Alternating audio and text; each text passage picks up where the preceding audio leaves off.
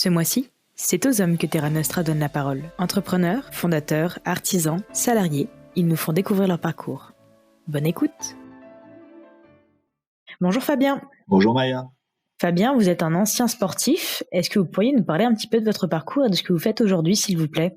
Alors oui, j'ai été sportif de haut niveau et rugbyman professionnel pendant 14 ans. Tout au long de ma carrière, j'ai préparé ma reconversion à travers un parcours à 3 niveaux. Un, par des immersions en entreprise, une journée par semaine pendant 4 ans, mon jour de repos hebdomadaire du rugby, où je suis allé dans une PME pour commencer à m'immerger dans le monde de l'entreprise et travailler sur différents plans d'action. La deuxième brique, c'est un parcours en école de commerce, Grenoble école de management, avec l'obtention d'un master. Et puis justement ma carrière de sportif qui m'a aussi permis de capitaliser et d'obtenir des compétences qui sont transférables dans le monde de l'entreprise. À la suite de ma carrière, je me suis reconverti dans le groupe Mare Nostrum, où aujourd'hui je tiens le rôle de directeur opérationnel. Je suis en charge d'organiser, de structurer les différentes branches métiers et d'améliorer les relations entre elles et aussi également avec les services supports. Qu'est-ce qui vous a amené à vous reconvertir ? Mon parcours dans le sport de haut niveau a été quand même riche et assez long par rapport aux carrières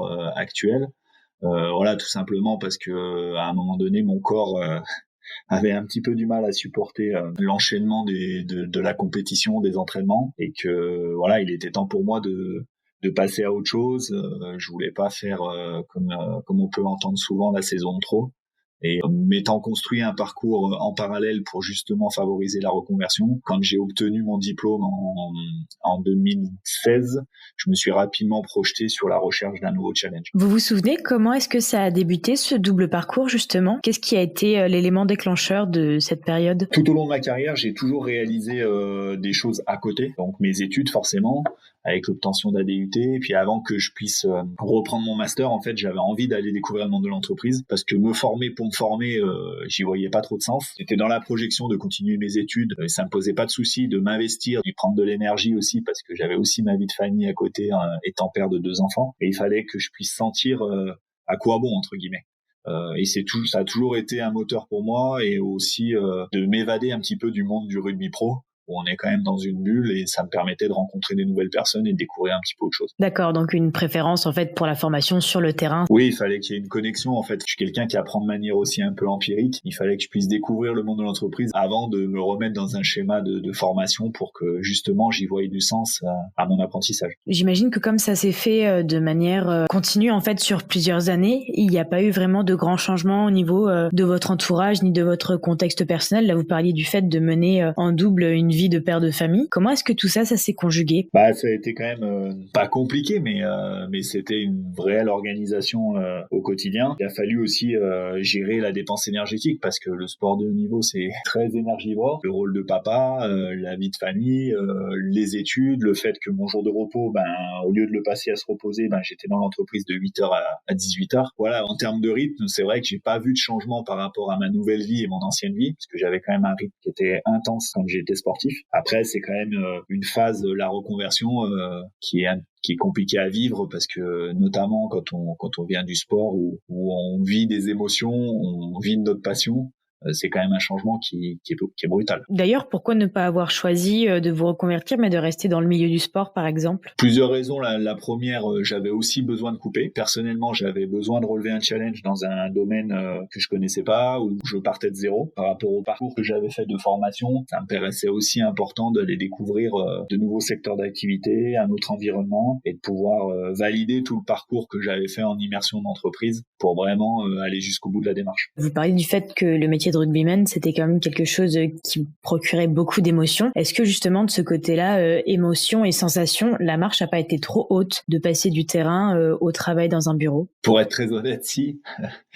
C'est vrai que j'ai switché rapidement et je suis passé de tout au rien. Donc oui, c'est une marche qui est haute à franchir. Je le dis souvent, j'ai eu la chance d'avoir un parcours en entreprise qui m'a fait découvrir avant de reprendre mes études et avant de me reconvertir qui est la vie de l'entreprise. Mais ce que je ne pouvais pas percevoir et ne pouvais pas sentir avant de l'avoir vécu, c'est le manque aussi physiologique du fait d'être toute la journée. Quand on est sportif de haut niveau, on est en action, on bouge, on est en mouvement. Et quand on rentre dans des rôles de pilotage, de management, on est souvent en salle de réunion, on est souvent derrière un ordinateur. Et ça, c'était des choses que je ne percevais pas avant de l'avoir vécu, que ce soit en termes d'émotion ou d'énergie.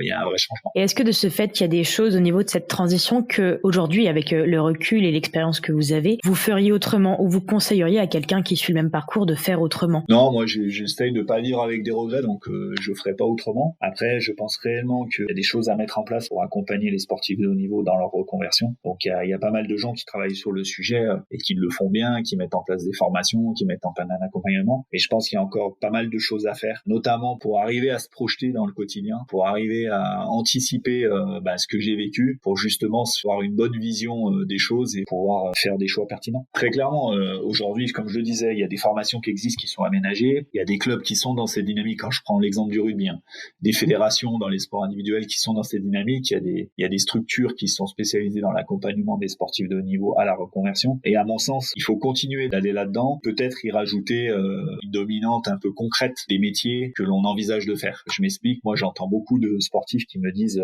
je veux travailler dans le marketing. Oui, ok. Mais est-ce que tu sais ce que va comporter ta journée de travail dans le marketing tous les jours? Ta semaine de travail, elle va s'organiser comment? Quelles tâches tu vas devoir faire? Il faut arriver à coller un maximum au concret pour justement pas être dans la frustration après, ou pas se dire je me suis trompé, ou pas se dire c'est quelque chose qui me convient pas parce que je m'attendais pas à ça. Voilà. Donc je pense que moi l'immersion et le travail que j'avais mené en amont d'aller voir ce qui se passe dans une entreprise a été quand même bénéfique de ce côté-là, et je pense que c'est des choses qu'il faut continuer à faire. Oui, ça vous a permis d'avoir vraiment une vision concrète de ce qu'allait être votre futur et pas uniquement ce que vous imaginiez. Oui, et moi je l'ai vu à une journée par semaine. Quand je le vois aujourd'hui sur une semaine, voire un mois, voire des années, c'est encore différent. Donc il y a encore un gap, quoi. D'accord, ok. Eh bien écoutez Fabien, je vous remercie pour ce retour d'expérience. Je vous souhaite une bonne continuation. Merci Maya, bonne journée. Et puis à bientôt. Au revoir. Si vous avez apprécié ce podcast proposé par Terra Nostra, nous vous donnons rendez-vous mardi prochain pour une nouvelle interview.